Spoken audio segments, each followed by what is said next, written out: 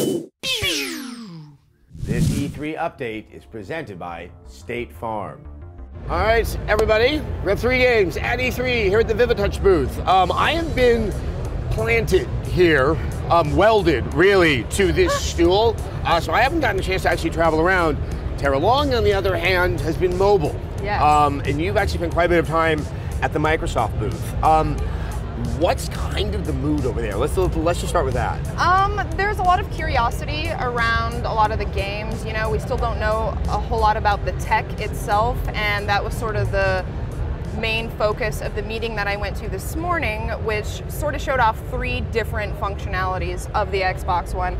The first one they showed off was the raw computing power. So they basically gathered a bunch of data from NASA. They created basically a replication of our solar system and all of the asteroids in it, which apparently there are like 40,000.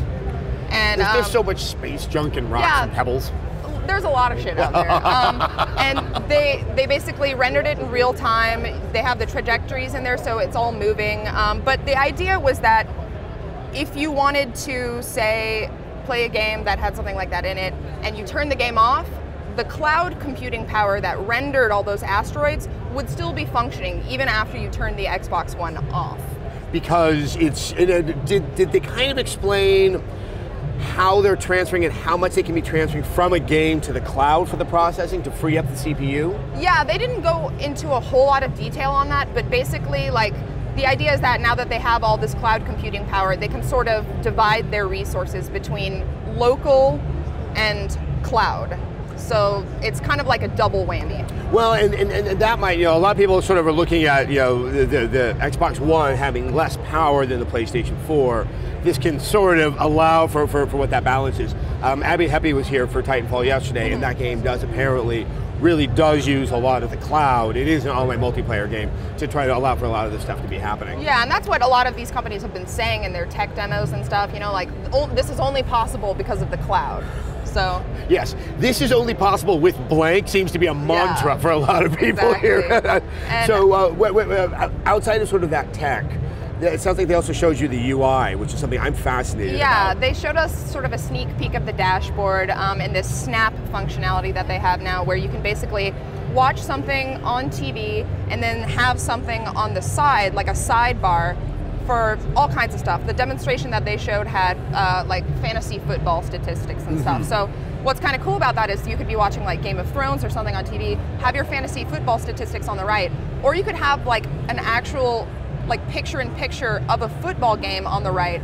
And if you have people you like imported into your fantasy football team, it'll actually create notifications on the bottom of the screen that say like, hey, like this guy just scored a touchdown, like click here for a highlight or something, which is kind of cool. I think a lot of people were dumping on Microsoft for all of that kind of stuff that they were showing, and I think the problem is, I get some of the social stuff, and I think it's pretty cool, but when they attach it to football, I think sometimes they're alienating a large core of the audience that is actually paying attention. Yeah. But I wish we could be seeing something with maybe not the most polar opposite sort of sport to a lot of kind of core gamers that are out there. On the main dashboard screen, it did show that there was an option for like Twitter and some certain social media, Skype and stuff like that. We weren't actually able to see that because we did get kicked out of our Yeah, I have yet to see the Skype actually work. That could be something that could have some very fascinating application in the games.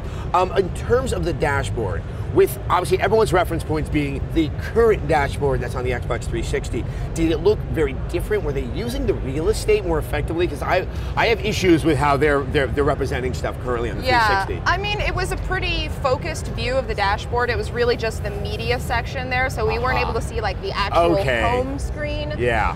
But it looked a lot like the current dashboard does. It's all sort of got that Windows 8 feel to it. Yeah, I mean, which it's kind of a shame because there's real estate.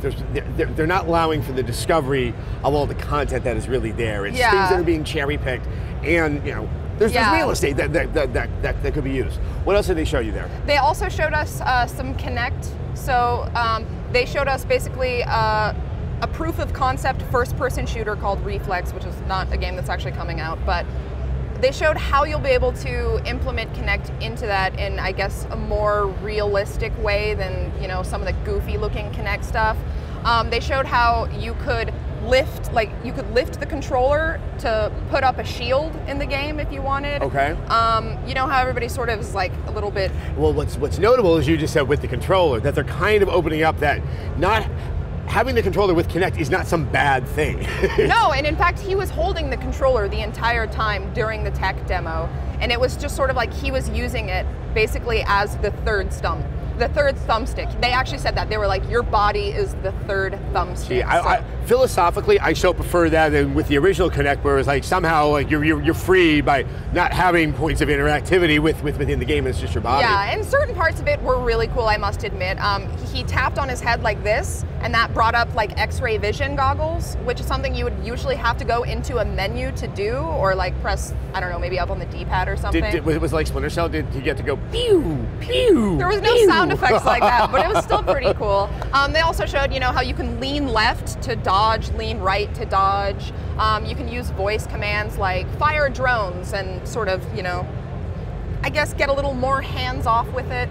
Well, it's also, there's only so many buttons that, if there was another way that you can interact, you can free up a button for something a little bit more, I guess, material to the experience. I mean, you got a chance, as I have in the past, to actually see how, look, that new Kinect is undeniably impressive in terms of the amount of subtlety it's able to pick up on your face and on your body. Yeah, I'm less impressed by a lot of the gestural movements. I think the voice commands are something that's really cool. I saw that game Rise, and they say one of the options there is you can actually say what your character is supposed to say, and he'll do the command that sort of corresponds to. And once again, it is optional. I think that's kind of the key thing that's coming across with Kinect is when we originally, and I think fairly, saw it the first time, not the new Kinect, but the old one, that this is going to sort of, you have to use it to experience the game. It's an option that you can indulge in, or you can just do it the quiet way with your controller. Yeah, based on a lot of the games I've seen here that use the Kinect, which is almost all of them, it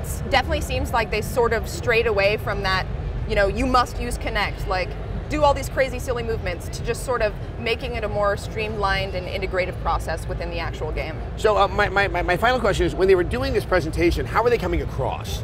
They're obviously they're kind of in a defensive posture right now with everything that's kind of going on after Sony's announcement. Did you sense confidence in the room? I did. It was the first appointment of the day, so I think people still sort of had their spirits up. We were unfortunately not really able to ask a whole lot of questions because our demo was cut off a little bit early. Yeah. Questions, not just with Microsoft, but with Sony, seem to be very hard things to be getting answers with. And actually, on that point, while Max has been around at the Sony booth, he did not have the same kind of opportunity to even sit in a section like this. So that is why we will not be sort of billing him to get these kind of details. Remember, in real life, you can't just reload your last save. Take your insurance game to the next level. Visit statefarm.com. Tara, thank you so much for coming by and sort of filling me in. You're my window to the world right now, and I appreciate all of it. If you have not seen all of Tara's videos up on our page, well, go watch them now, because she's getting hands-on and far more material interactive stuff out there than I am. Thank you so much, Tara. Thank you. All right.